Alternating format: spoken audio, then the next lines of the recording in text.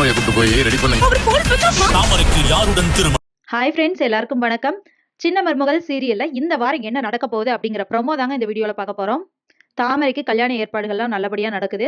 தாமரைய மண்டபத்துக்கு கூட்டிட்டு வந்துடுறாங்க. அப்போ இவங்க வந்துட்டு தாமரைய மணப்பெண் அறைக்கு கூட்டிட்டு போய் ரெடி பண்ணுங்க. மத்த வேலையெல்லாம் நான் பார்த்துக்கிறேன் அப்படின்னு சொல்லிட்டு ராஜாங்கம் சொல்றாரு. அதே மாதிரி தாமரைய அவங்க ரூமுக்கு கூட்டிட்டு போயிட்டு மாத்திக்க சொல்றாங்க. ட்ரெஸ் எல்லாம் மாத்து, மேக்கப் பண்ணு அப்படின்னு சொல்றாங்க. இப்ப தாமரை வந்துட்டு அவங்க அம்மா கிட்ட தனியா பேசுன்னு சொல்லிட்டு அவங்க அம்மா கிட்ட சொல்றாங்க. அம்மா எல்லாம் போச்சு, என் வாழ்க்கையே நாசமா போச்சு அப்படிங்கிறாங்க. என்னடி ஆச்சு? மாப்பிள்ளைக்கு ஃபோன் பண்ணு அப்படின்னு சொல்றாங்க. ஃபோன் பண்ணா ஃபோன் சுவிட்ச் ஆஃப்னு வருதுமா அப்படிங்கிறாங்க. என்னடி சொல்ற அப்படின்னு சொல்லிட்டு அவங்க அம்மா பதறாங்க. இப்ப என்ன பண்றதுன்னு தெரியலையேம்மா அப்படின்னு சொல்றாங்க. அதுக்குள்ள பொண்ணு ரெடி ஆயிடுச்சா, பொண்ணை கூட்டிட்டு வாங்க அப்படின்னு சொல்லி மணமேடைக்கு வர சொல்றாங்க.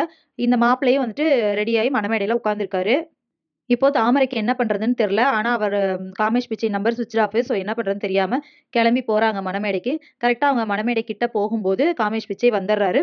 வந்துட்டு அவர் நிக்கும்போது இவங்க வந்துட்டு எந்திரிச்சு, நான் இவர் தான் லவ் பண்றேன். நானும் இவரும் கல்யாணம் பண்ணிக்க ஆசைப்படுறோம் அப்படின்னு சொல்லிடுறாங்க.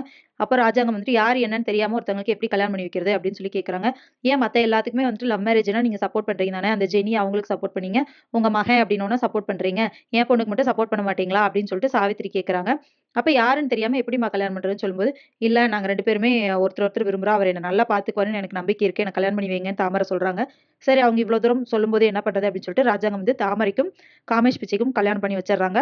ஸோ இதுக்கப்புறம் என்ன நடக்க போகுது அப்படிங்கிறத இனி வர்ற வீடியோல ஒன்னொன்னா பார்க்கலாம் ஃப்ரெண்ட்ஸ். அது வரைக்கும் வெயிட் பண்ணுங்க. நன்றி, வணக்கம்.